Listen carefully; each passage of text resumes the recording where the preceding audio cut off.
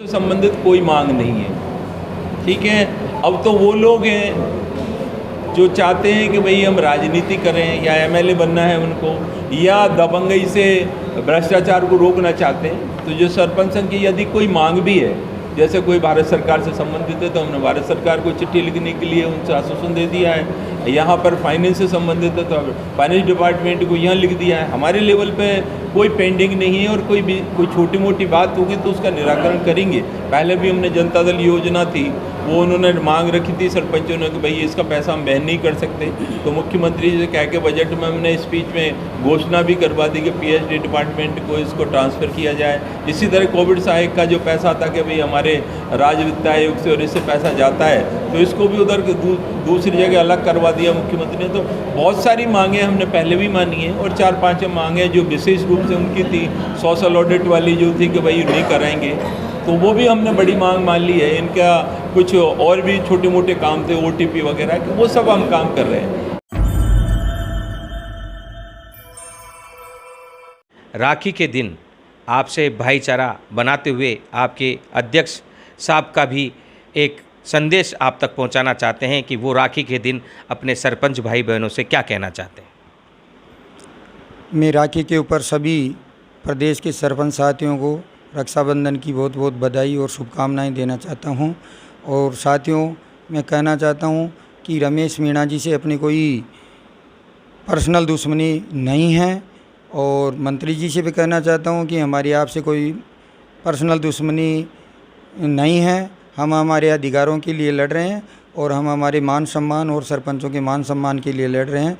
अगर इसका फैसला हो जाएगा तो हम सब आपके साथ रहेंगे और सरकार के साथ रहेंगे। सरकार हमारी मांगे माने और सभी सरपंचों को साथ लेकर और पूरे राजस्थान के ग्रामीण विकास का खाका तैयार करे, जिससे आम जनता को फ़ायदा मिले और पूरे राजस्थान पूरे भारतवर्ष के अंदर सबसे अग्रणी हो।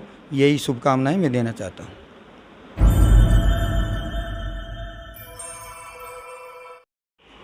जय हिंद, वंदे मातरम, जय जगत।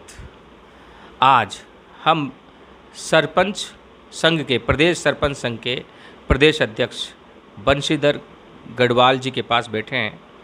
आज राखी का दिन है, ऐसे में हमें लगा कि राखी में सरपंच भाई बहनों को अगर कोई अच्छा तोहफा होगा तो वो प्रदेश अध्यक्ष से मुखातिब होना और उनकी मन की बात कहना यही होगा।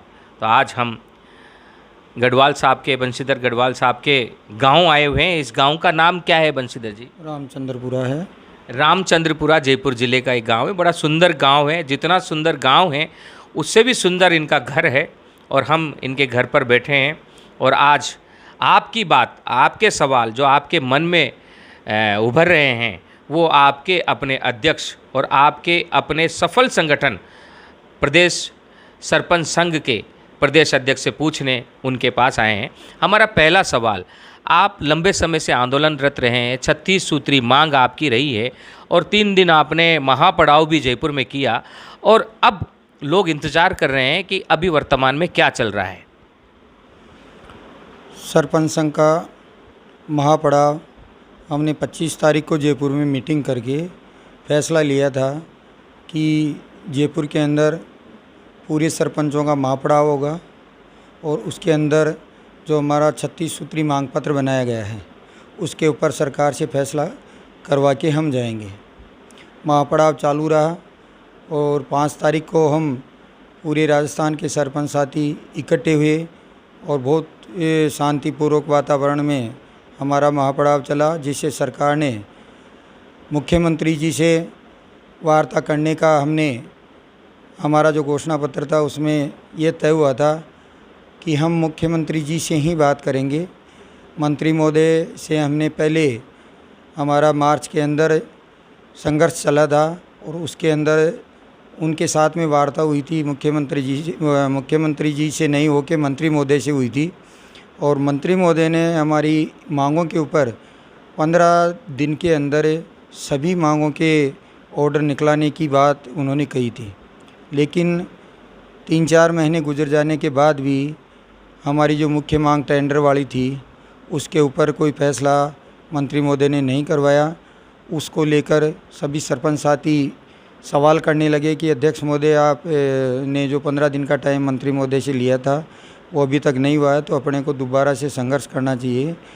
और हम संघर्ष के लिए हमारे संगठन के जो भी मीटिंग करके फैसला लिया, और हमने जो जयपुर के अंदर महापड़ाव डाला वो 3 दिन तक चला।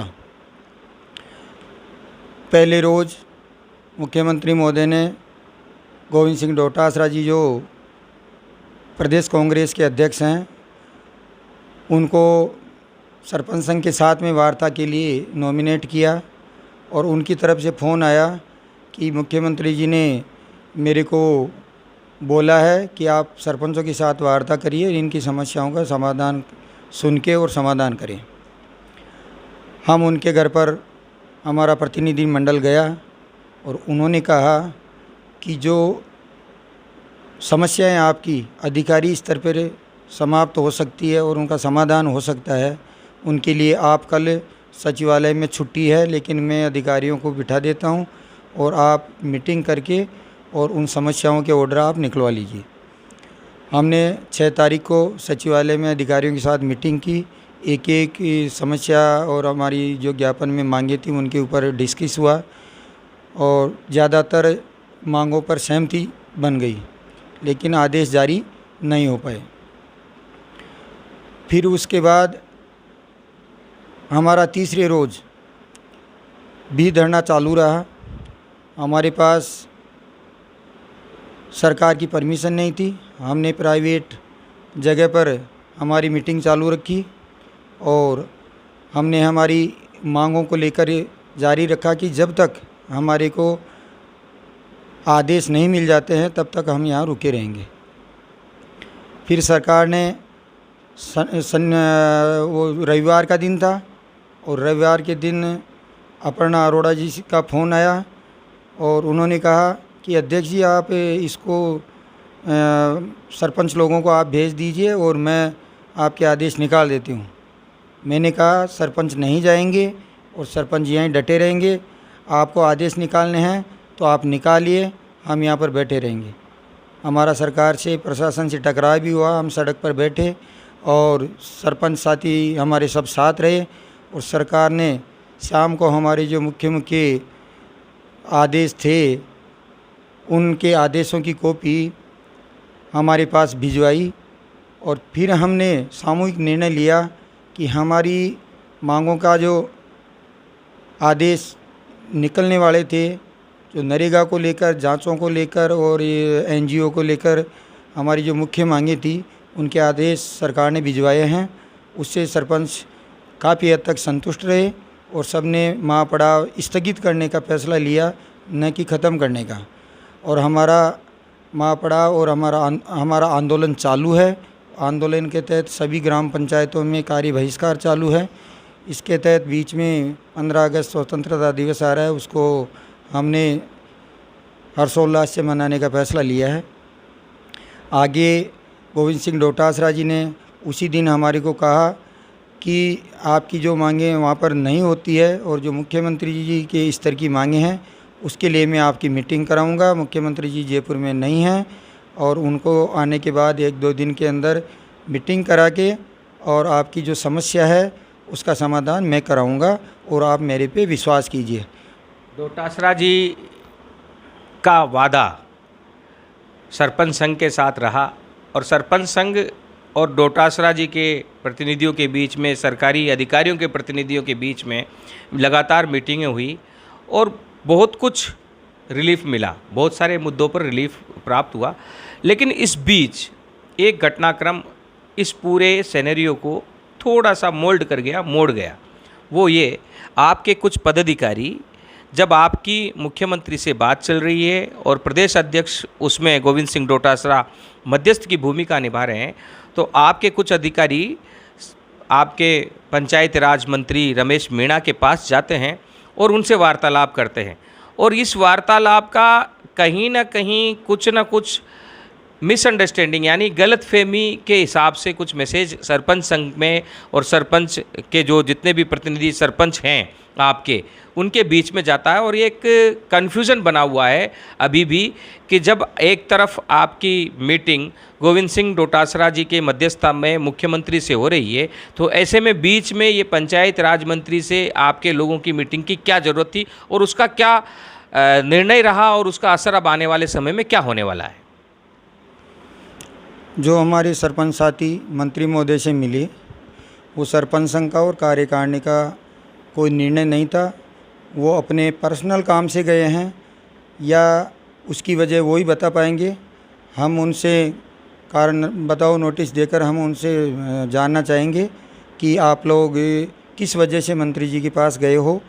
तो सभी सरपंच नाराज़ है उनसे, और हमारी पूरी प्रदेश कार्यकारिणी जो भी लोग गए हैं उनसे नाराज़ है, और उनसे हम जवाब तलब कर रहे हैं कि आप जब सरपंच संघ का निर्णय यह था कि मुख्यमंत्री महोदय से ही अपनी बात होगी, और मुख्यमंत्री महोदय स्तर की ही वार्ता अपने बीच चल रही है, क्योंकि अपने मंत्री महोदय से तो पहले हो चुकी थी मार्च के अंदर और उसका समाधान निकला नहीं था।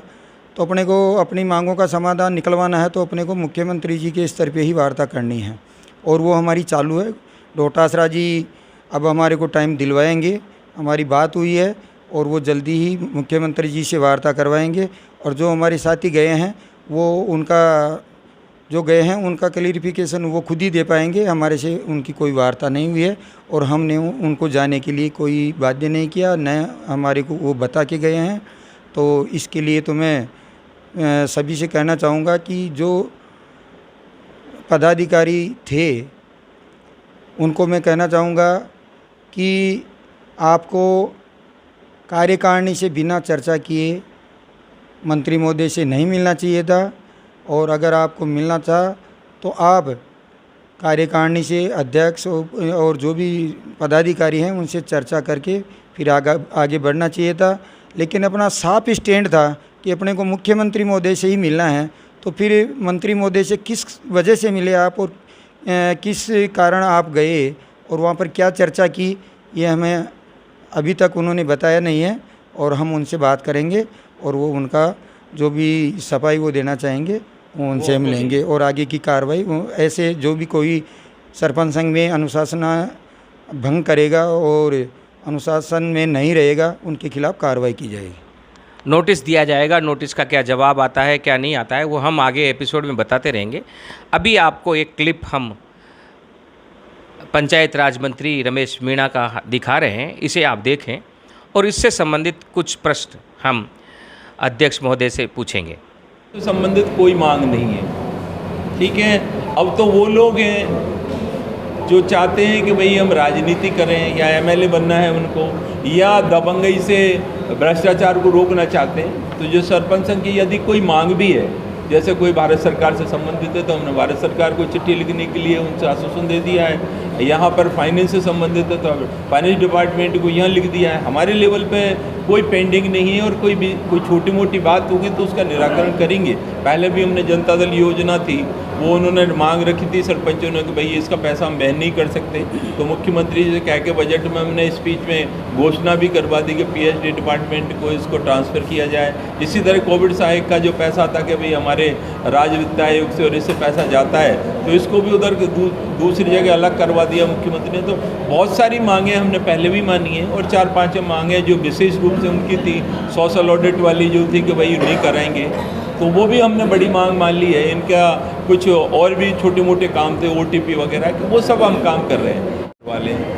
तो हमने कहा उनसे कि भाई पहले ही हमारे सपोर्टर मंडरेल की जांच के बाद ही मैंने खुद ने ही शिकायत की थी और उसकी जांच हुई। जांच होने के बाद में जो व्यक्ति था इसमें इन्वॉल्व वो जेल गया।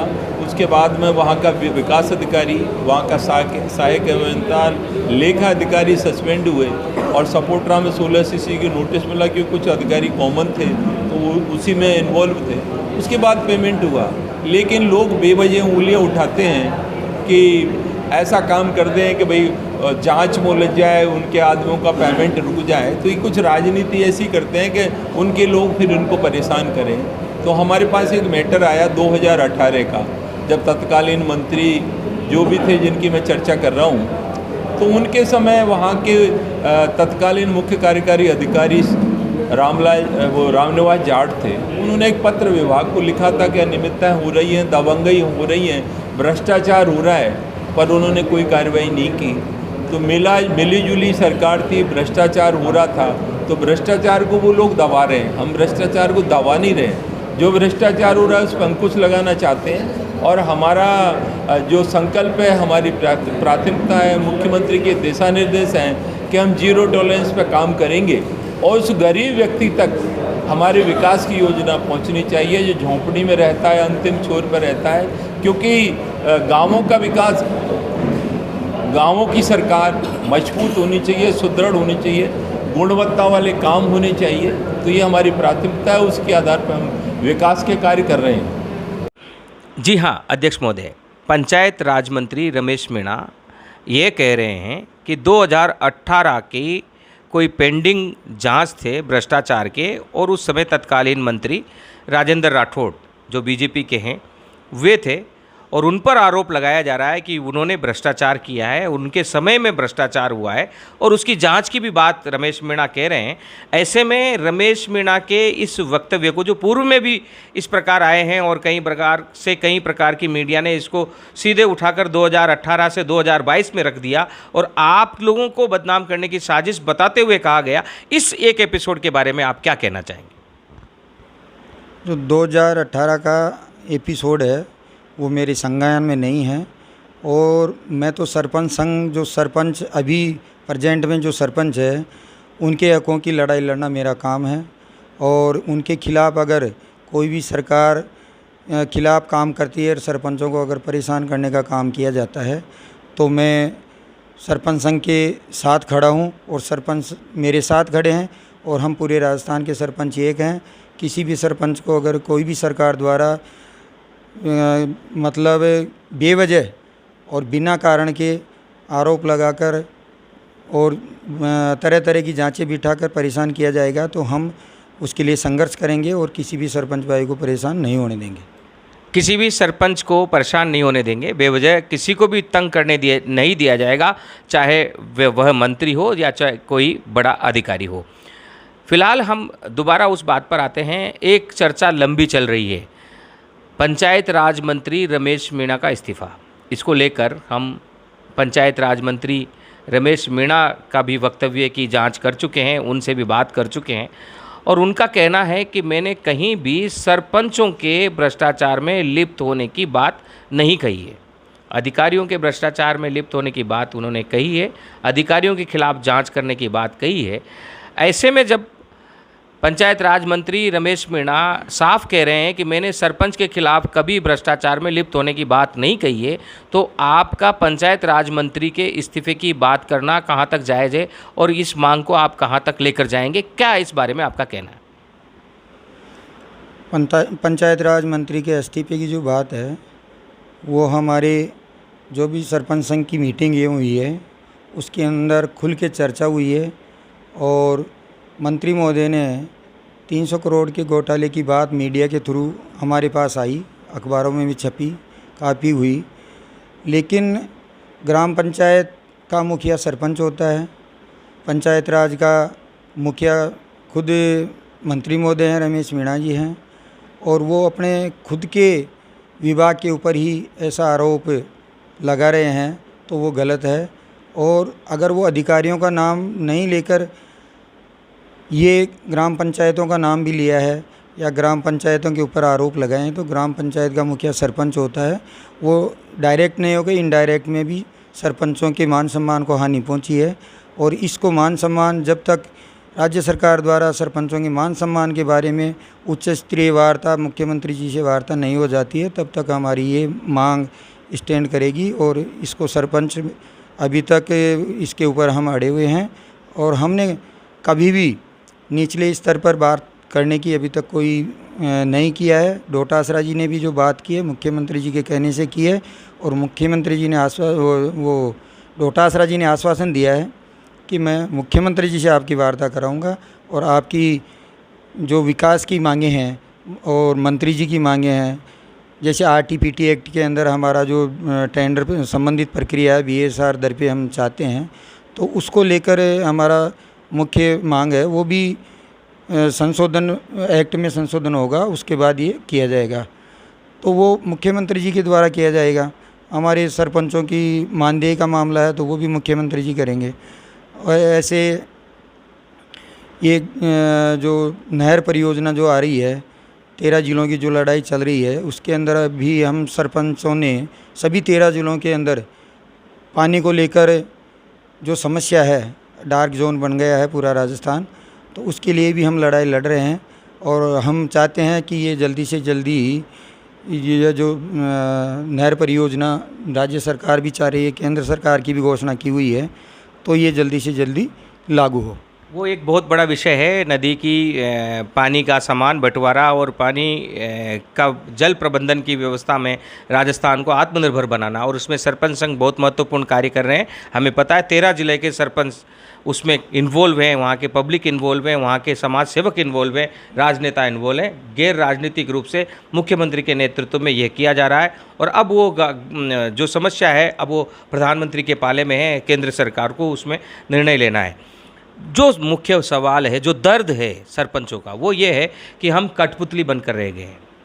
हम विकास अधिकारी की कठपुतली हैं, हम अन्य जो पंचायत समिति में सेक्रेटरी लेवल के अधिकारी हैं उनके कठपुतली हैं। हम सिर्फ नेताओं के, विधायकों के, मंत्रियों की सभाओं में भीड़ इकट्ठा करने के लिए इस्तेमाल किया जाते हैं।